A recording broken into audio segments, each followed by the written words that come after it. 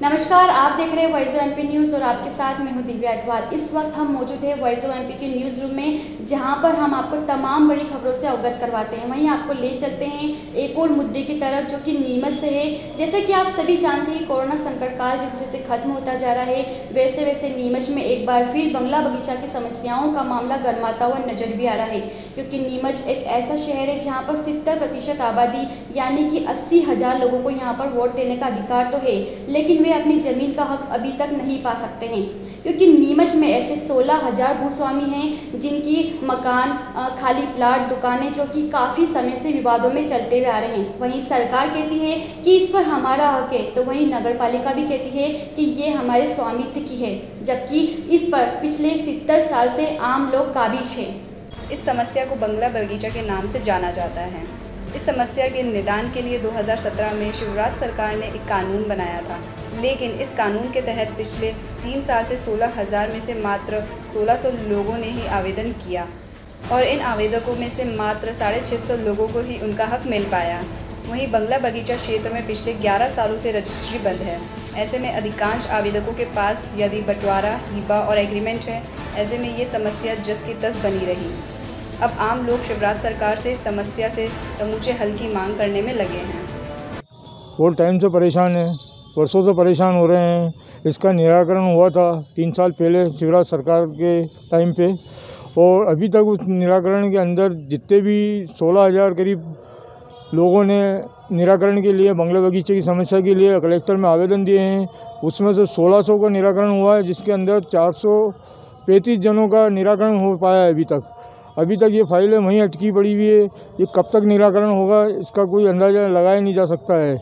इस समस्या का समाधान किया, और जो 1000 स्क्वायर फीट से जो कम वाले आवेदक थे, अभी तक उनका भी निराकरण नहीं हो रहा है। तो क्या कारण है? इस बीच शिवराज सिंह जी चले भी गए और वापस आ भी गए।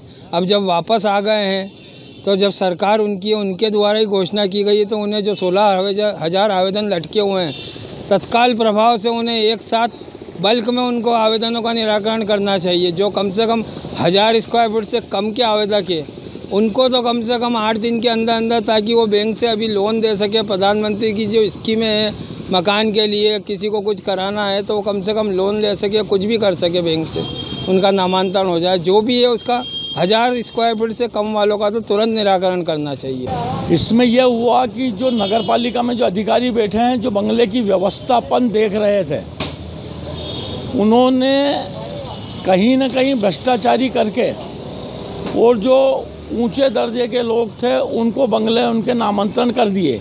परंतु जो गरीब वर्ग है वो आज भी दर दर की ठोकरें खा रहा है। कलेक्टर कार्यालय में रोज़ स्टाफ बदल रहेंगे, उसके कारण जो व्यवस्थापन में बहुत दिक्कतें आ रही हैगी।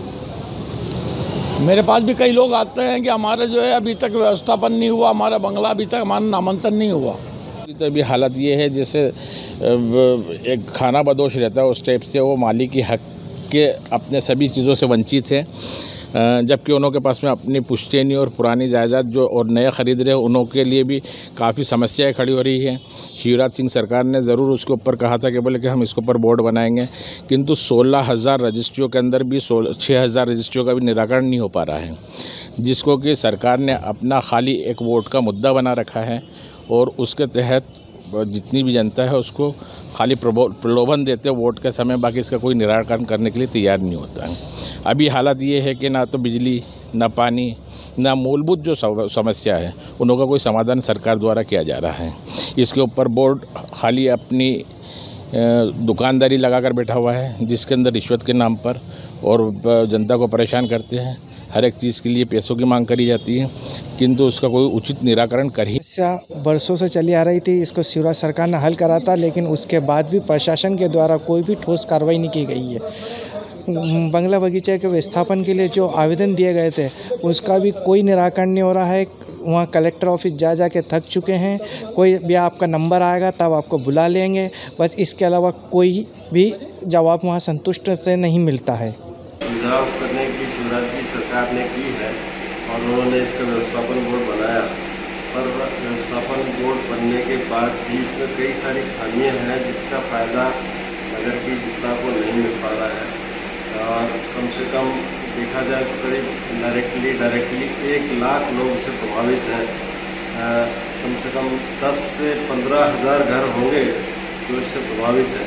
किसी का व्यवसाय है बंगला बगीचे एरिया में, किसी का निवास बंगला बगीचे एरिया में है, पर वो कुछ भी चाहते हुए भी ना तो उनको बेच पा रहा है, ना तो लोन ले पाता है, ना उसको रेगुलराइज करा पा रहा है, क्योंकि उसमें कुछ खामियां हैं जो कि अगर सरकारें प्रयत्न करें।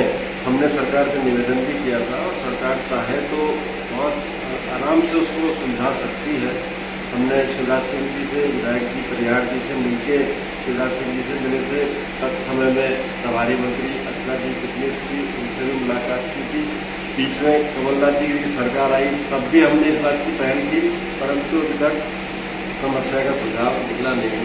पिछले 50 वर्षों से जो नीमच के अंदर बंगला बगीचा समस्या है, अब इसका समय आ गया है कि समय रहते हम निकाल कर देना चाहिए, क्योंकि अब आम जन परेशान हो चुका है। 80% नीमच जो है वो बंगला बगीचा आबादी क्षेत्र में आता है और लोगों के पास रजिस्ट्रियाँ भी है और सब होते करते भी समझ नहीं आ रहा है कि इसका निर्माण कार्य किया जाए, या किसी को छोटे मोटे प्लाट भी हैं उनका रजिस्ट्री हैं, सेल आउट भी करने हैं, या हिब्बा लेखा भी हैं।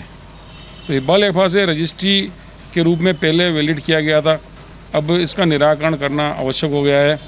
और अब चूँकि लॉकडाउन हुआ है देश के अंदर, जो महामारी फैली, इसके बाद आदमी ऑलरेडी ग्रसित हो चुका है, तो इसके मद्देनज़र अगर नगर पालिका प्रशासन इस समस्या का समाधान निकालेगी तो उससे शुल्क भी होंगे और जो भी राशि उपलब्ध होगी नगर के विकास कार्य में काम भी आएगी। सर देखिए, एक तो ये है कि प्रशासन का कहना है कि आप रजिस्ट्री लाइए। अगर रजिस्ट्री लाइए तो फिर मालिकाना हक तो हमारा ही है फिर। और अगर आप बोल रहे हैं कि हिबा वैलिड नहीं होगा तो फिर कागज़ सामने वाला लाएगा क्या जिससे आप मान सकेंगे कि ये जगह ही हमारी है? क्योंकि लोग बहुत पीड़ित हो चुके हैं अब, और लॉकडाउन के समय ऐसा समय है कि लोगों को पैसों की आवश्यकता है, किसी को कुछ बेचना है, तो आदमी करेगा क्या? सर समस्या खैर ये है कि सर रजिस्ट्री आप वैलिड करेंगे तो लोग अपनी जगह कुछ बेचेंगे करेंगे, और कुछ ना कुछ जैसे छोटे छोटे लोगों ने प्लॉट ले रखे हैं, अब वो प्लॉटों का होगा क्या?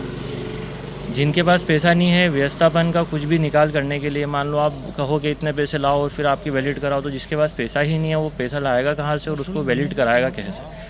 अभी देखने में आया कि पिछले जो कार्यकाल था भाजपा का, इन्होंने भाजपा के विधायक थे जो दिलीप सिंह जी परिहार और नगर पालिका अध्यक्ष राकेश पप्पू जैन ने, इन्होंने जो बंगला बगीचा के नाम पे झूठी वाहवाही लूटी है। पूरी नीमच की जनता आज त्रस्त है और परेशान है कि किस तरह से नीमच में बंगला बगीचा एक समस्या आज़ादी के बाद से बनी हुई है। अभी देखने में आया कि इन्होंने जब बंगला बगीचा समस्या के नाम पर सुरायों पर ढोल पीटे, मालाएँ पहनी, मिठाइयाँ बांटी, मगर अभी भी नीमच नगर पालिका के वजह से, इन जनप्रतिनिधि की वजह से पूरा नीमच शहर की जनता बंगला बगीचा से परेशान है। आज जो बंगला बगीचा का इन्होंने जो नियम बनाया था, आज देखने में आया कि कम से कम 1 लाख रहवासी जो पूरे नीमच शहर में रहते हैं बंगला बगीचाओं में, और कम से कम 10 से 15 हज़ार मकान हैं, मगर केवल नाम मात्र के आवेदन कलेक्टर ऑफिस में गए हैं। 500 से 700 आवेदन आज तक निराकरण हुए हैं। बाकी लोग इस चीज़ को समझ भी नहीं पा रहे हैं कि बंगला बगीचा क्या समस्या, समाधान क्या है। जब नगर पालिका परिषद का गठन हुआ तब हमने नीमच की जनता से ये वादा किया था कि नीमच शहर की 40 साल पुरानी बंगला बगीचे की समस्या का समाधान करेंगे। और माननीय मुख्यमंत्री शिवराज सिंह जी चौहान साहब, सांसद सुधीर गुप्ता जी, विधायक दिलीप सिंह परिहार एवं समस्त परिषद के पार्षदों ने मिलकर परिषद से निर्णय कराकर राज्य शासन को भेजा, और राज्य शासन ने बंगला बगीचे की समस्या का समाधान किया। एक व्यवस्थापन प्रकोष्ठ बनाया और व्यवस्थापन के माध्यम से कार्य प्रारंभ हुआ, और जितने भी छोटे भूखंडधारी थे उन सबको इसका लाभ मिला है। लगभग 90% लोगों को इसके जो व्यवस्थापन के नियम बने उसमें लाभ मिलने वाला था, लेकिन पिछले 2 सालों से व्यवस्थापन का कार्य ठप पड़ा है। मैंने कई मरतबा माननीय जिलाधीश महोदय को चिट्ठी भी लिखी है, और आपके माध्यम से भी मांग करता हूं कि जो भूखंडधारी हैं जिनके आवेदन लगे हुए हैं उनका तत्काल निराकरण करें, और बंगला बगीचे की समस्या का जो समाधान है जो शासन ने किया है उसका लाभ जनता को मिलना चाहिए। नीमच से दीपक खदाबिया की रिपोर्ट। और खबर के लिए आप बने रहिए वॉइस ऑफ एमपी न्यूज़ के साथ। इसी के साथ में आप हमारे voice of MP YouTube account पर जाकर आप हमारे वॉइस ऑफ एमपी पेज को आप सब्सक्राइब कर लीजिए। साथ ही आप हमारे बेल आइकन के बटन को आप दबा दीजिए ताकि आपको हर खबर का नोटिफिकेशन आपके मोबाइल पर होम पेज पर आपको आ सके। धन्यवाद।